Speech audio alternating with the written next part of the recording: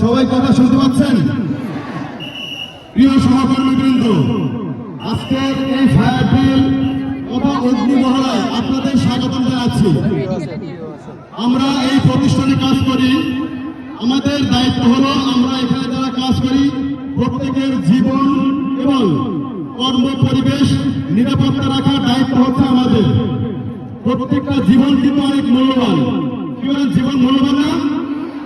আমাদের প্রত্যেকটা জীবনই কিন্তু মূল্যবান।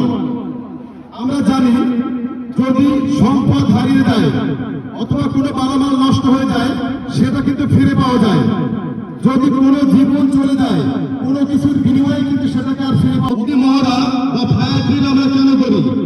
আজকের এই ফায়ার ড্রিল করার উদ্দেশ্য, যদি প্রতিষ্ঠানে কোনো প্রকারের অগ্নি দুর্ঘটনার মতো বড় ধরনের কোনো দুর্ঘটনা ঘটে, আমরা আমাদের জীবন সহ সহকর্মীদের জীবন নিয়ে যেন নিরাপদে নির্বিঘ্নে এই অ্যাসেম্বলি পয়েন্টে বের হয়ে আসতে পারি। মূলত সেজন্যই আজকের এই মহড়া। আমাদের প্রত্যেকেরই কিন্তু এটা প্রয়োজন আছে। ফ্যাক্টরিতে বা গার্মেন্টস বা ফুডওয়্যার জগতে পারে বা ঘটে। সেজন্য যখনই অগ্নি দুর্ঘটনা ঘটবে বা কেউ দেখবেন যে এই ধরনের দুর্ঘটনা ঘটছে, প্রথমে আপনার দায়িত্ব হবে আপনার নিকটবর্তী যে ফায়ারের বেল আছে, যে সুইচ আছে, সেটাকে আপনাকে চাপ দিতে হবে।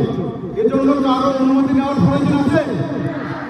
আপনার কথা কি বুঝতে পারছেন? যদি অগ্নি দুর্ঘটনা ঘটে, ফায়ারের বেল চাপ দেওয়ার জন্য কোনো ফায়ার ফাইটারের প্রয়োজন নেই, কারো অনুমতি নেওয়ার প্রয়োজন নেই। যার নিকটে আছে সেই কিন্তু ফায়ারের বেল টিপ দিতে পারবেন।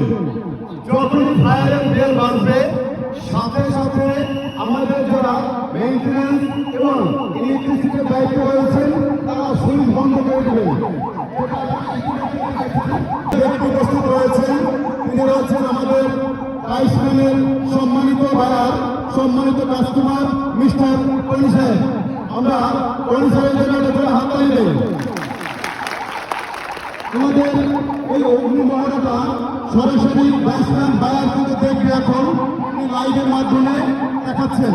তো যাই হোক, যে কারণেই হোক, অগ্নি মহড়া কিন্তু আমাদের প্রতিষ্ঠান এবং প্রত্যেকটা শ্রমিকের জীবনের স্বার্থের জন্যই কিন্তু করে থাকি।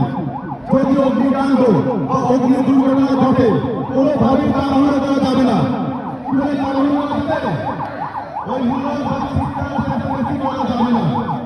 যদি দুর্ঘটনা ঘটে আপনার নিকটবর্তীতে দরজা আছে, জরুরি দরজা, সেই দরজায় পুরুষ এবং মহিলা দ্রুত বের হয়ে যাবেন। যদি কেউ অসুস্থ থাকে, প্রেগনেন্ট থাকে, তাকে আগে বের হওয়ার জন্য সাহায্য করবেন। মনে রাখবেন, অগ্নি দুর্ঘটনায় মানুষ কিন্তু আতঙ্কগ্রস্ত হয়ে বেশি আহত হয়। আগুনের যত্ন না হলে তার থেকে বেশি আতঙ্কিত হয়ে কিন্তু মারা যায়।